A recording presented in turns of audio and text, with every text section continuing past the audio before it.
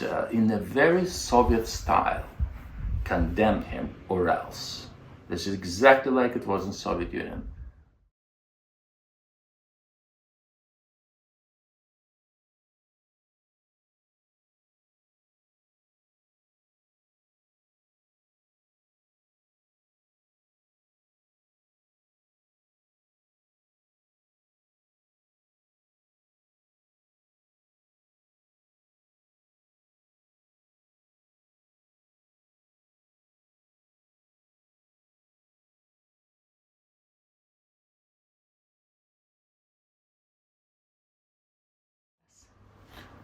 My name is Michael Lucas, and I'm CEO and founder of Lucas Entertainment. That's an adult company in New York City, and I had it for nearly 3 decades. I was born in Moscow in 1972. I lived through the Soviet Union. I graduated in Law University, Law Academy of in Moscow. I never worked as a lawyer because I left. I was 23 when I went to Germany. I stayed in Germany. I lived there for 2 years, and then I went to America. I came to New York and lived in New York since '97. And are you a U.S. citizen now? I'm a U.S. citizen. I'm also Israeli citizen. And what was it like growing up in the Soviet Union? For me, definitely very difficult. I was different because I was gay and I was Jewish. I'm gay and I'm Jewish. And definitely when it is that kind of society, communist country, it's not good to be different. It's definitely not good to be Jewish. It was a very anti-Semitic country and still remains anti-Semitic. We had our Jewish was a nationality. It was in our passports. It's called fifth paragraph. First was name, then last name, then it will be a city of birth, etc. I don't remember what else. And then it will be nationality. And this paragraph, nationality, you could be either Russian or Ukrainian, no matter where you were born, or Belarusian, Jewish, which that doesn't make any sense, of course, because there's no country Jew. But that was nationality. So if you're asked in Russia, what is your nationality? Your answer have to be Jewish. It doesn't matter that you're born in Moscow and your parents were born in Moscow and your grandparents were born in Moscow. Doesn't matter. But that's specifically to identify who is a Jew. If you look at Wikipedia, I think Soviet Jews in the Soviet Union, then my birth certificate is there. I gave it to Wikipedia, and they posted there, and I'm written there in the birth certificate, your father's name, and then nationality, Jewish. Mother, my mother's real name is Yelena Travis. I'm Andrei Travis, that's my real name. Mother, Jewish. So my father, Lev Bregman, Jewish. In fact, my parents gave me a name, my mother's last name, because my Travis sounds less Jewish than Bregman, and they wanted to protect me from anti-Semitism, which of course didn't happen. You know, in every school in the Soviet Union, in the class journal, it will be the same thing. It will be first name, last name, nationality, and my nationality will be, Andrei Travis, Jewish, for everybody. We had about, I think, 10 Jews in the class of 40. And I think everybody actually left after Perestroika. Everybody left to America, to Germany, and to Israel. But yeah, that was a very anti-Semitic society. And of course, even though I didn't know that I'm gay, I was very different, just like every gay person. So it was difficult to grow up there. I mean, there was a lot of bullying. I never really talked about it because I don't like to play victim, and that's not sexy. I'm in a different business, and so I never really talk about that. But what is happening now very much brought memories back from my childhood. What was it like also being gay, and how did you like discover that you were gay? I did. So we didn't have any information about sex in general. Yeah. Sex was something that wasn't discussed. In the movies, well, basically, people kiss and then they show the clock basically ticking. So okay, they had sex. So that's when I was growing up in the 70s, 80s. So people didn't even have information on on straight sex. I had no idea why I feel, I had interest in guys, boys, and not in girls. And then when I was probably 15, I read that there is such thing as homosexuality, and that's perversion, and it's punished by, it's a criminal offense. It's a criminal offense. So there were probably very difficult, maybe 6-7 years of my life when you think you're only one, and there are some somewhere that are criminals, and that something is totally wrong with you. And these were very difficult 7 years. I think at the age of 18, maybe 17, 18, I'm not sure, I found out, I read in the Soviet newspaper that the West it was exaggeration, that the West admires homosexuality, and that's why the West is immoral. And that gave me so much strength. I thought, oh my God, there are countries where it's actually a good thing. And that gave me so much strength, and that was great. So anti-Soviet, anti-Western propaganda was a wonderful thing for me. It really saved me. Yeah. And it was when you got to Germany that you were able to explore that? No. That was like, I was 17, probably 18 at that time. And I then went to university. I studied in law academy, and I graduated as a lawyer in 1994. And I left towards close to 1995. I left. I didn't want to live in Russia, and I went to Germany, lived there for 2 years, and then went to America in 1997. Yeah.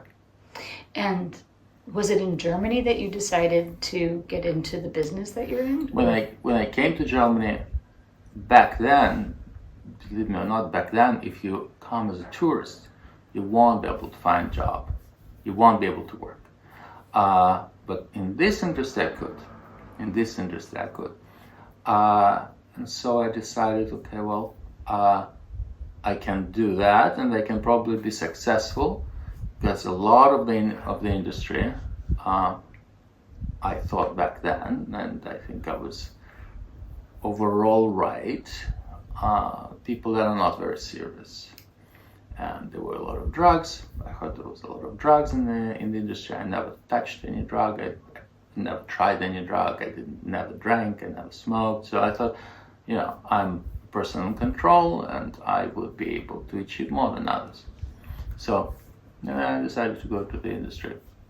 And did you start doing the producing in the US or in Germany? In Germany, I did the first movie, and then I was filming in France with a renowned adult director, and then I went to America, and I worked as a model in America for probably the biggest adult company back then in 1997. I worked for them for a year, and then I opened my own company in 1998. Model is the term used for the performers in the films? Well, do you want me to use the word terms porn star? I think performer is fine. Okay. Yeah. Performer is fine. Yeah. And so you became very successful, and you've launched a lot of careers, and yes, you've helped a lot of people in that industry become successful. Yes. It became a very well-known company. I think every gay person knows that. and gay men. Every gay man knows the company. Produced hundreds of movies, and yeah, of course, I've worked with so many models, and it's a very high quality adult content. So yes, we gave career to lots of people. Yes. So now fast forward to this recent issue that you've had. Can you just talk about what happened? Well, I'm a Zionist. Zionist is a word which is used now as a slur towards me. Because people have no idea that all Zionism really means is that my belief that Jews, it's a belief that Jews have a right to self-determination. And Jews, and the Jews have their own country, must have the country, and be able to move there, live here, and defend themselves. That Israel has a right to exist as a Jewish and democratic state, right? Where it is within its borders, right, within its borders. So, I always come to Israel during conflicts. I come at least once a year, but I always get on the plane and I go whenever there's a conflict. Whenever there was a military conflict, whenever Israel is attacked, I always come here. It feels right for me. Say more about that. Say more about why you do that. I became a Zionist when I learned about Holocaust. I always knew that I'm Jewish. My family was never religious. Soviet Jewry didn't even keep traditions. So I didn't know much about Jewish holidays. Just wasn't in my family. My grandmother was a musician. My mother was a philologist of Russian literature. Grandfather and father engineers. We talked about music. They were interested in music. They were interested in literature. It was nothing about Israel ever, and Israel was an enemy of the Soviet Union. We didn't Israel know. was an enemy of the Absolutely. Soviet Union. Yeah, Israel was an enemy of the Soviet Union, and Zionism was,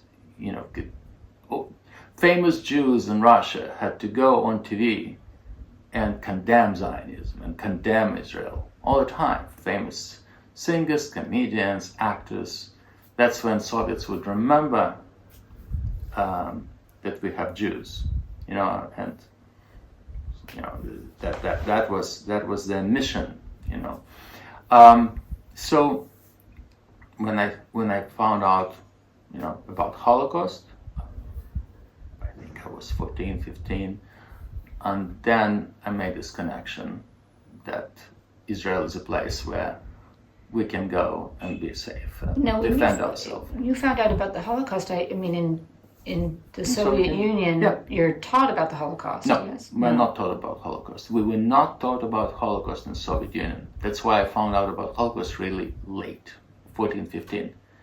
It was always about Soviet people that were killed by Nazis. It was never about Jewish people that were killed by Nazis. It was always civilians, Soviet people, women and children that were murdered by Nazis. When they talk about concentration camp against Soviet people, memorial to Babi Yar, Soviet people, didn't mention Jews. So, no, they don't teach us Holocaust. We don't know that word, Holocaust. Yes, so I found out when I was probably 14, right? And then I made this connection with Israel, of course. And that was my independent thinking that led me to this connection. When did you come to Israel first? 2004. Yeah, late. Wow. Late. And you said that whenever there's a conflict now, you come back. Since Lebanon War, since 2006 Lebanon War, I always come here and I stay throughout the conflict, yeah. No, I understand that, you made a connection when you learned about the Holocaust, but lots of people who know about the Holocaust don't then get on a plane and come here whenever there's a conflict. So say more about why you do that. For me, it feels right. For me, it feels absolutely right. These are my people. This is my country. I can always come here. When you live in Soviet Union, you experience anti-Semitism. like on a daily basis. Even in Moscow, I lived in Moscow, it's supposed to be less anti-Semitism, but you experience it on a daily basis. And so in America, a lot of Jews, even if they experience some anti-Semitism, it's much, much less. Now here in Israel, we had lunch with my partner, we had lunch with Jerry Seinfeld, and he said, it's the first time that I experienced anti-Semitism. I never in my life, I think he said, I'm a Jew from New Jersey, I never experienced anti-Semitism. I thought it's something from the past. And he said, now first time I experienced that. I experienced it since I remember myself in school, all the time, bullied as a Jew. So for me, that connection between Holocaust, anti-Semitism, and Israel, Israel was for me the country I understood that this is a country where there's no anti-Semitism, and we can come here, we can move here, if that happen wherever we are. And I was always a history buff. I was always very interested in history. You see, if you know history, you know that Jews were persecuted disproportionately more than any other group of people. And we were thrown out of countries where we lived, that hosted us. We had pogroms, like Russian pogroms. Thousands were slaughtered. And that's a pretty great and tragic, history of Jewish people. And that's the, now we have the country which we have to defend.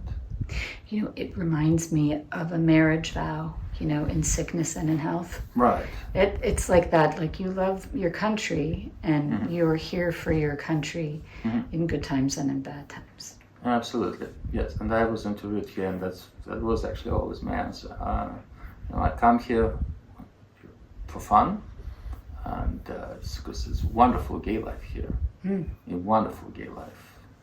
And, I'm not big on clubs, but that's the only place where I would go out time to time, because it's really fun. It's really, there are no really gay clubs here because you don't need them, because gays in Tel Aviv are so prominent. They're everywhere.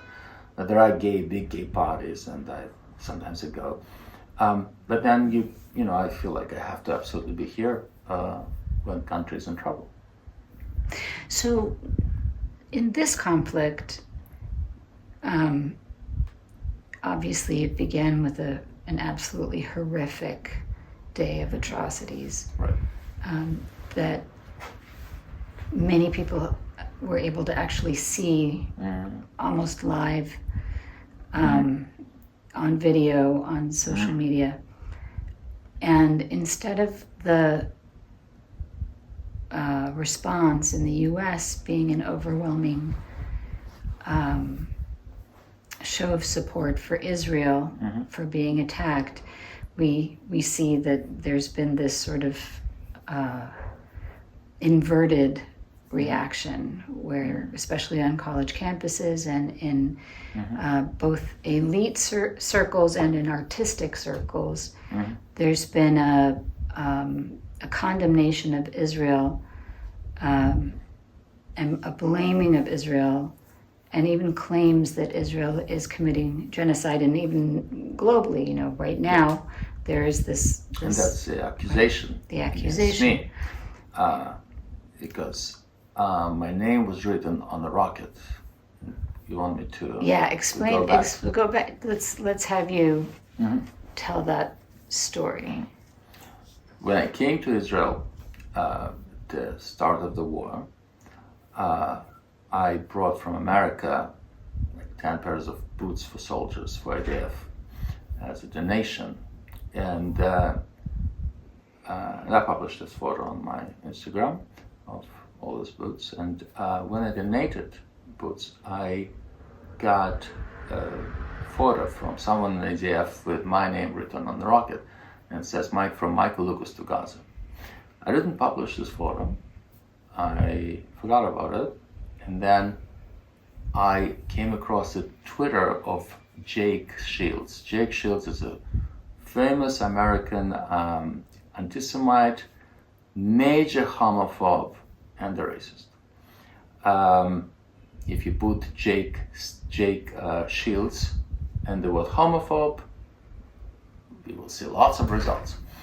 And he is now dedicated the last several months to bashing Israel. So someone on IDF, found it to be amusing to write his name on a bomb, and some other anti-Semites. So they wrote those names on the bomb, and he was complaining about it on Twitter. So I jokingly posted under his tweet, I posted that photo with my name on the bomb, and I wrote, I also got this picture. I asked for it. Did they send you a picture before and after? Major difference. It was a joke. Weeks later, this picture was digged out by someone who doesn't like me, posted on, was sent to all the models and people in the industry, and then I was condemned by, 20 models probably, lots of those that I worked with and built their careers and that were working with me for years, and comments like, genocidal Zionist used as a slur, baby murderer, criminal, and then there were condemnations from models, and then there was pressure, and there is pressure on models that didn't condemn me to condemn me and to delete all the promotions for Lucas Entertainment, and in a very Soviet style, condemn him or else. This is exactly like it was in Soviet Union.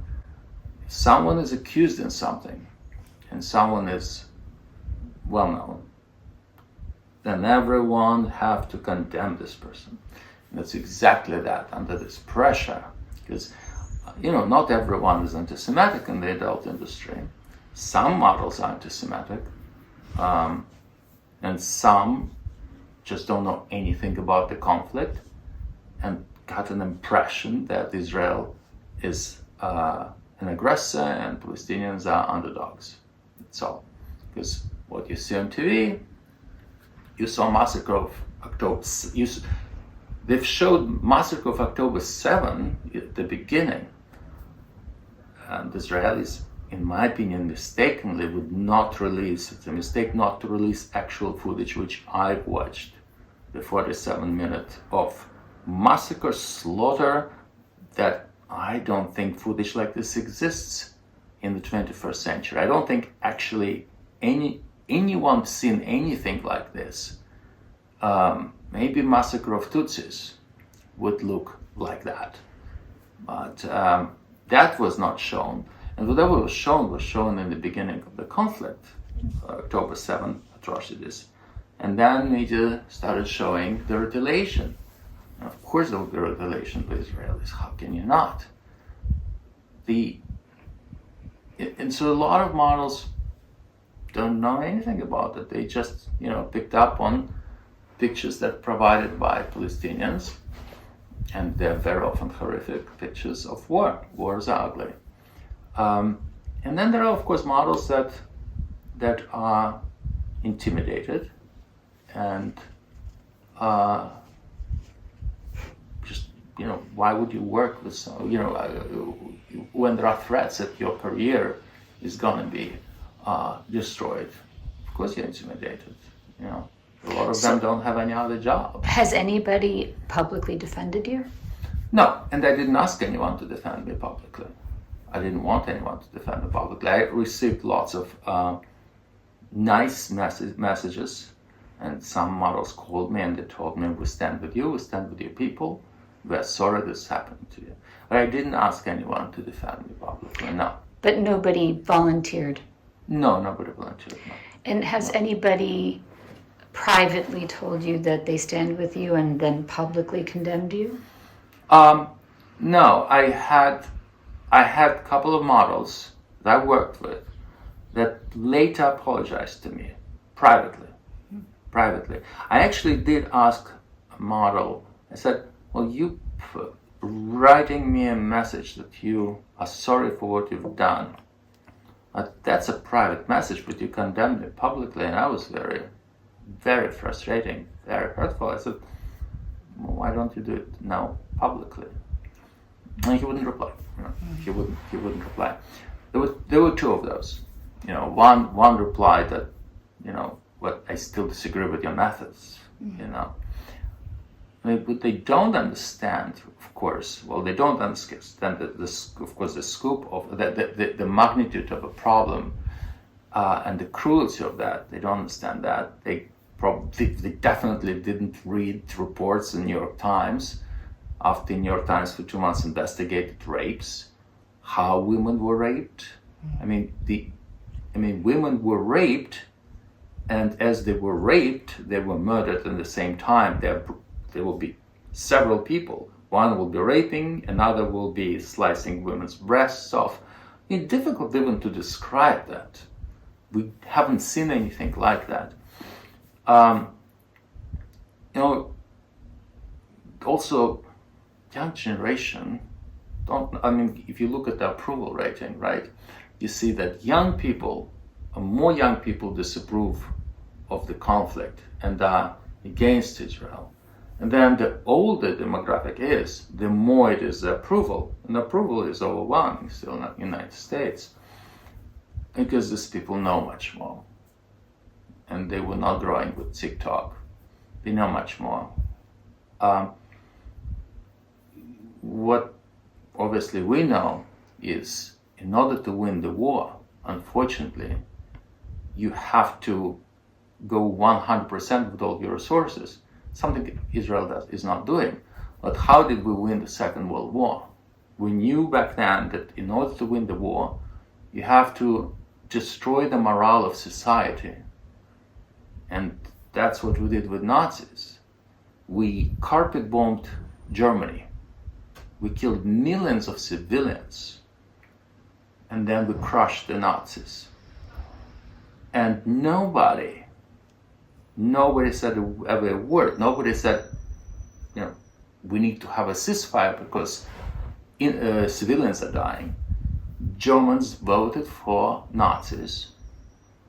They attacked England, they attacked Soviet Union, they attacked Europe, and there are consequences of that. But Americans actually, and Brits, purposely were bombing cities that had no military importance. And that's because they knew that in order to win the war, you have to crush morale of society. Israel, and we crushed the Nazis. Israelis are not doing that. That's something they also don't know. Israelis could, the accusations of genocide, how ridiculous those accusations are. What they don't probably know, or don't think about, that Israel, of course, could crush them, could destroy Hamas in one day. We have all the capabilities for that. It's very well known. They could level Gaza in a day. Yet they, after of course bombing of targets, and of course killing civilians, which was collateral damage in any war, Israeli army went in. There was no need for Israelis to send troops in. You don't have to do it today with Israeli capabilities. You could do it from the air, you could do it with artillery. But we did it in order to minimize the loss of civilian lives. And we are now losing soldiers. We are losing our people again. And that is something what people don't understand. They're just not thinking about that. They have no facts. They don't think about how other countries fight wars. Yeah. Other countries, when they attack, remember John Rivers shared that John Rivers when she was alive, late John Rivers in 2005, I think was it? No, previous campaign in Gaza, when Israelis went to demilitarize Gaza 7-8 years ago. She was approached at the airport by TMZ, and what do you think about this conflict? And she said, "Are you all insane? They started it. Are you all insane? They started it. They started throwing rockets on us. Of course we would respond," she said. "Of course we will respond." I said, "Well, civilians are dying." She said, "I don't care. They started it. They're using people as their own people as human shields. That cannot be our problem," she said. "They started it," and she kept repeating it. And that's something that people don't want to understand, don't want to think about.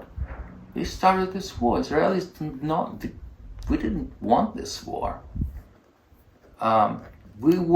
Israelis in fact wanted to live in peace so much that we decided we will live next to the terrorist state run by Hamas.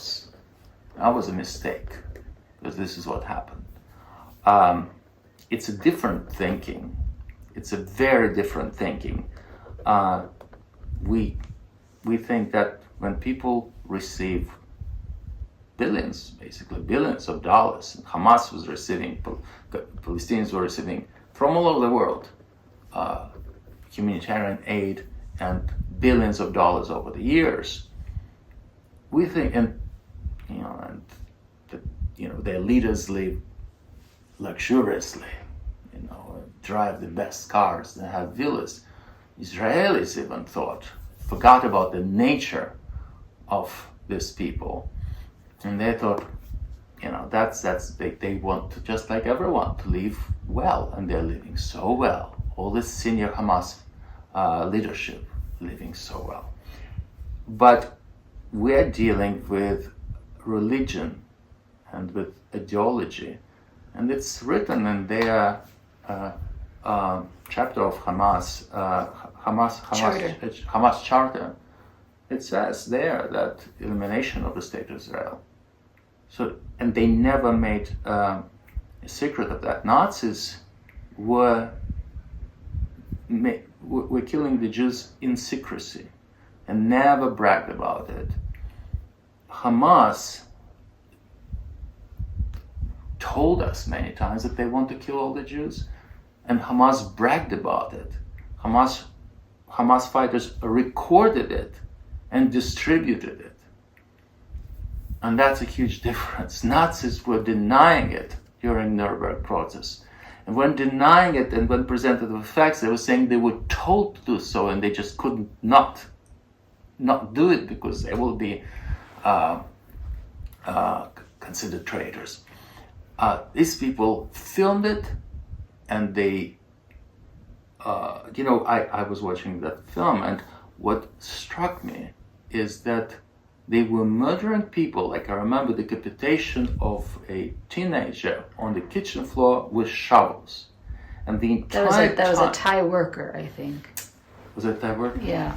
And the entire time they were decapitating him, they were screaming Allahu Akbar, and with glees.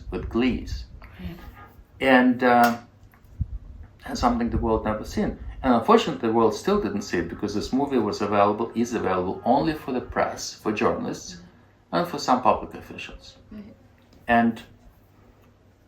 And that's a huge difference with anything we've seen, with any atrocities we've ever seen. You think that it would make a difference if these models saw that?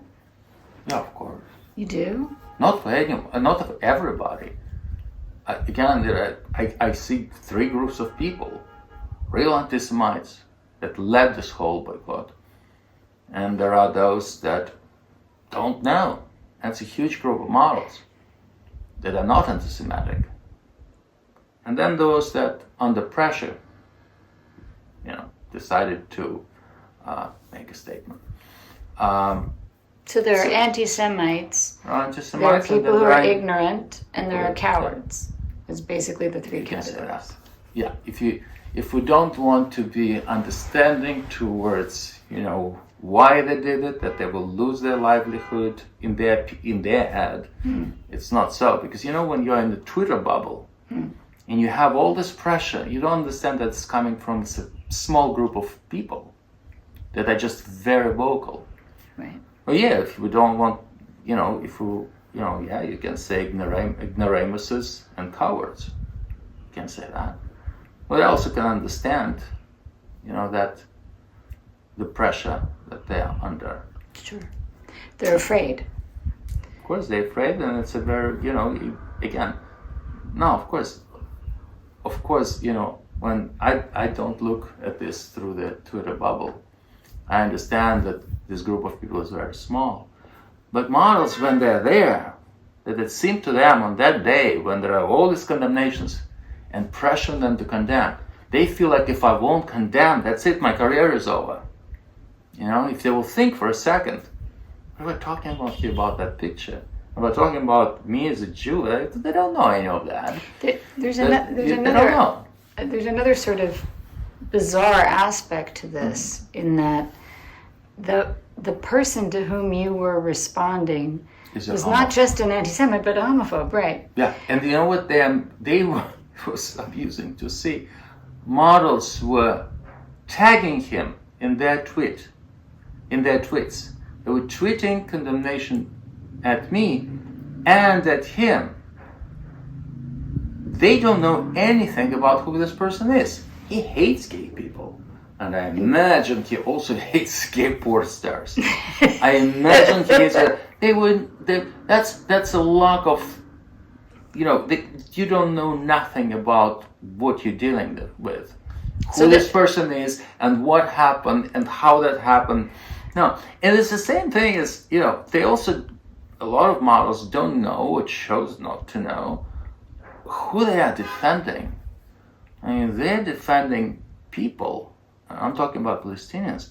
They're defending society which want to mutilate them, kill them in the ugliest ways, in the most barbaric ways, not just to kill. Right. That would do exactly the same what they did to Jews.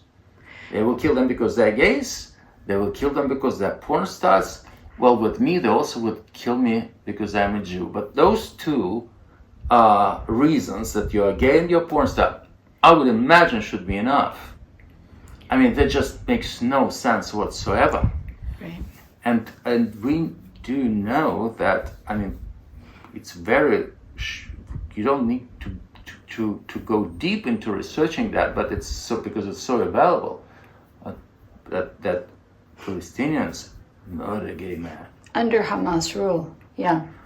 Under Hamas rule, but they also do it under Fatah rule. That's true, they do under Fatah rule also. It's under any rule. In general, in Muslim countries, in many Muslim countries, it's illegal. It's illegal except for Turkey and I think Jordan.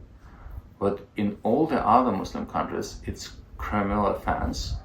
And also it is, in several countries, it's a capital punishment.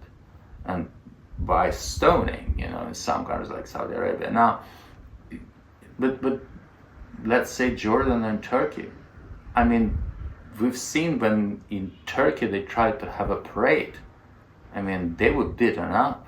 And I heard from some people, they were saying, oh, well, as a gay man, as a queer, I can be killed in the streets of any Western capital.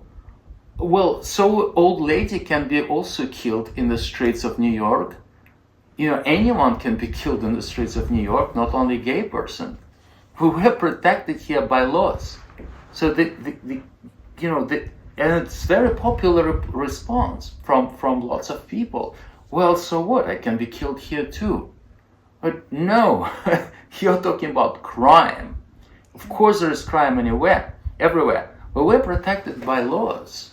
And our society does not even, of course there are some homophobes, but it's not to the point of mutilating you.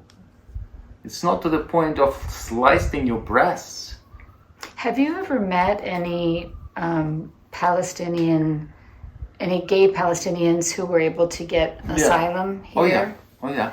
What did they say? You know, I'll tell you, I travel a lot, and I'm a very curious person. I don't travel just to places, like, some gay,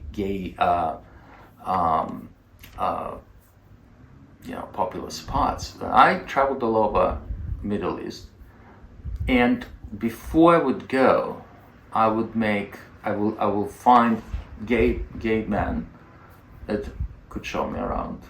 And there was a very popular, I think still exists, the website Gay Romeo. I remember Gay before. what? Gay Romeo. Gay Romeo. It's the site, the website for Gay Romer? Romeo. Romeo. Oh, Gay Romeo. Oh. Gay Romeo. Yes. All right. And I would put an ad in the country, for the country where I go, and I'll say, Michael Lucas in Tunisia or Egypt or Algeria and Morocco, and I remember they would not believe it's me, so we'll have a video call. And every country I would go to, I will meet, I don't know, at least 5, 6 and more gay people, gay guys, and I know much more gay men in Middle East than any of those models. Then overwhelming majority of people that sit somewhere in the comfort of New York or Los Angeles don't know anything about it. Never met, as they will say, queers from Middle Eastern countries that live there. And they don't have that hate towards Israel. Because what they know about Israel, well, they know a couple of things. They know, of course, the propaganda that Israel is a monster, but they also know, because of the internet, that Israel is incredibly gay-friendly, and that gays from all over Europe and the United States go to Israel for gay pride. They know that. So they don't have this hatred towards Israel. And Israeli gays saved lots of gay Palestinians from their deaths. And there's a film by Yariv Moser, an Israeli filmmaker. It's a documentary, and it's called "In the Invisible Man." And that's about Israelis getting gay Palestinians to Israel, and then saving them, and then sending them. It's called The Invisible Man. The Invisible Man, yeah. And then sending them to Europe, helping them to get to Europe, because there are, their families would get them even in Israel. It's possible for families of those Palestinians, because there are a lot of Palestinians in Israel. They were afraid to be even here. They will, those that escaped persecution in Palestine, usually persecution by their own families, their honor killings. Again, something that people that accuse me in hating Palestinians, they don't know anything about that. That your father or your brother or your uncle would kill you if you are gay. They don't know that. It is very unnatural to defend society and want nothing more but then to murder you. It's unbelievable. It amazes me. But that's propaganda, and that's a lack of knowledge. What would you like people to know who might be tempted to condemn you or to condemn others who support Zionism and Israel? Support the right Jews for self-determination and having their country, one country, one tiny country, and they view this country as an aggressor. It's interesting, by the way, that, of course, how hypocritical it is and how fake it is. All this movement that we see now, all this hate towards Israel, under the pretense that of caring about Palestinian people. First of all, none of those porn stars condemned Hamas on October 7. Nobody said a word. Nobody. But then wrapped their heads around the Palestinian-Israeli conflict suddenly.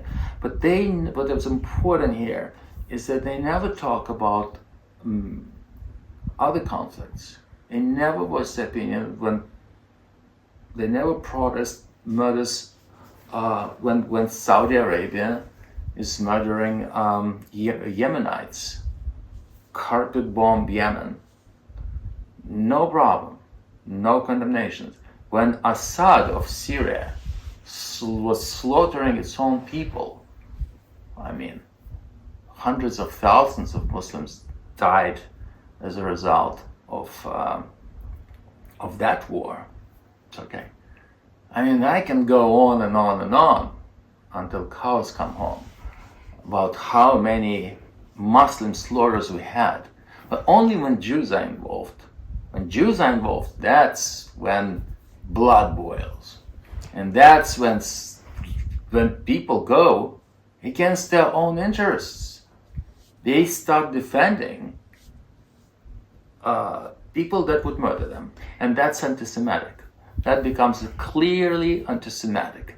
If you never cared about other massacres, if you never cared about Muslims being murdered in other conflicts, but you suddenly decide to wrap your head around this conflict and condemn the Jews, well, that's anti-Semitic. All this talks about, oh, well, I'm not anti-Semitic, I'm just criticizing Israel. Oh, sure, okay, you can criticize whoever, but if you chose to criticize one country, you never care about any other conflict in the Middle East, well, that's anti-Semitic. Well, what is sick preoccupation? What is sick preoccupation? And there's a difference between criticizing Israel and not believing that Israel has the right to exist. Right. And if I left some, comments. If you look at the comments on my Instagram, I posted the picture with Jerry Seinfeld when he was in Israel. 800 comments, 850 comments, I believe. But comments are really truly anti-Semitic.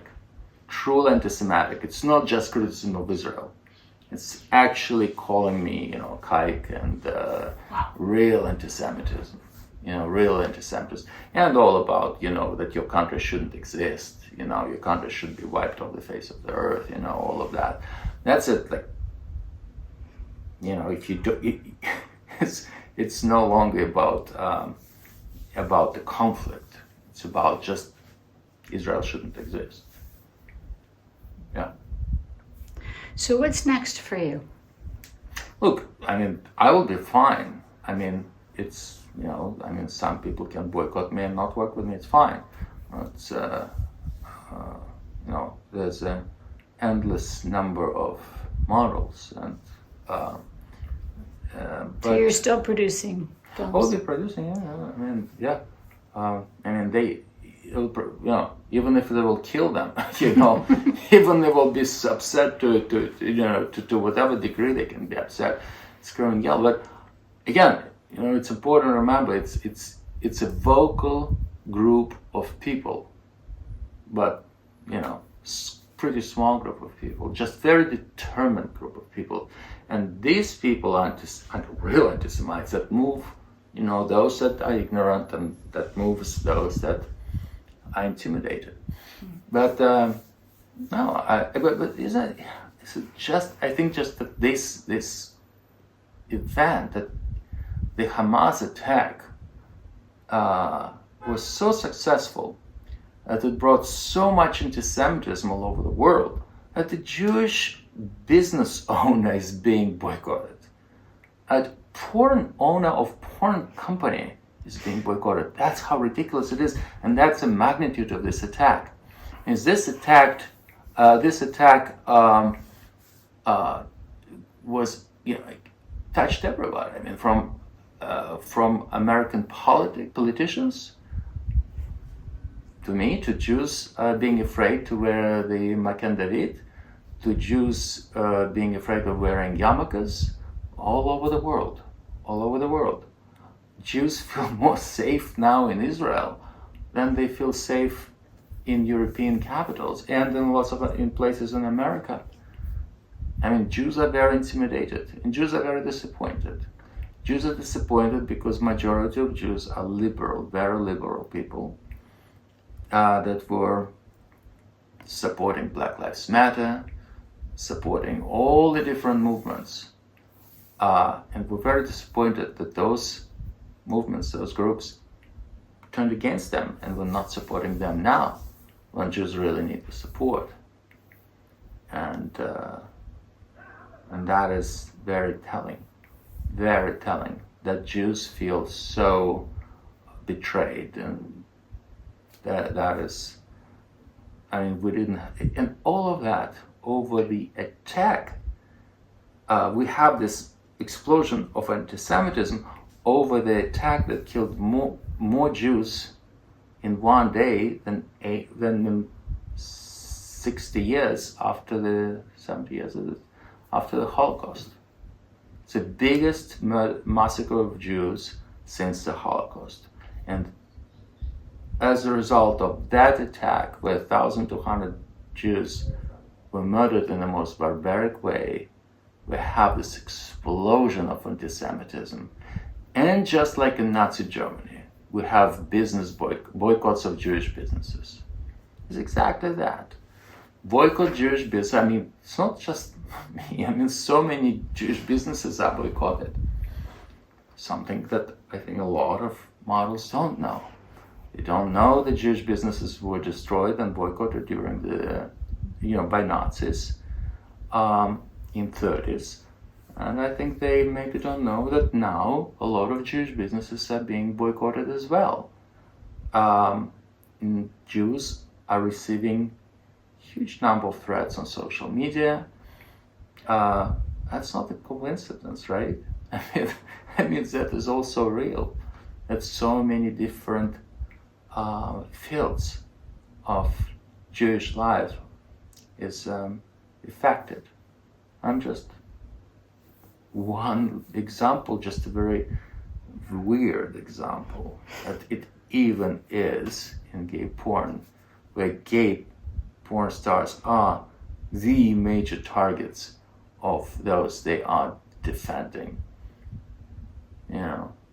You can say, oh, well, I mean, it doesn't matter, it's still, an issue. No, it does matter. It does matter. Because gays hate, let's say, conservatives. If someone in the Republican Party have a history of saying something homophobic, well, that's the enemy. Absolute enemy. He's a Nazi, he's a murderer, he's responsible for death of queer people. Well, he said something homophobic, which is horrible. But here you have people that want to mutilate you for being gay. No, you're going to defend them. You're going to defend them. You're going to hate the Pope. You're going to hate the Christians. You're going to hate those who are against abortion. But you will defend Palestinians. You will defend this society that is so much against you and all you stand for. They are against abortions. They'll murder you for ideas. They will murder you for your beliefs. You are for abortion? Murdered. You are for gay rights? Murdered. You are for women freedom, for women lives? Murdered. I mean, it's a long list. For everything you believe in, they'll be murdered. You defend that? Because of Jews. You defend them because of Israel. Because of Israel wants to survive. This whole other thing that about IDF, you're supporting IDF, so you're a murderer. Well, I would be dead if not for IDF. There would be no Israel if not for IDF. If Israel would not have its defense forces, there will be no Israel. Every Jew will be killed. That's what they promise us. You know, if something we learned from Holocaust, it's that if people are telling you they want to kill you, you have to believe them. Well, here, Palestinians told us that they want to kill us. I mean, every day they tell us they want to kill us. Hamas leader said, we will do October 7th over and over and over again until we kill all the Jews. Of course I would support IDF. Of course I will support my army. I don't want to be killed. I don't want my people to be killed. I don't want my people to be tortured and murdered. Of course I will support IDF. Any honest person, any reasonable person, any good person would support IDF. And remember that the wars are ugly. And that's it. Thank you. Thank you.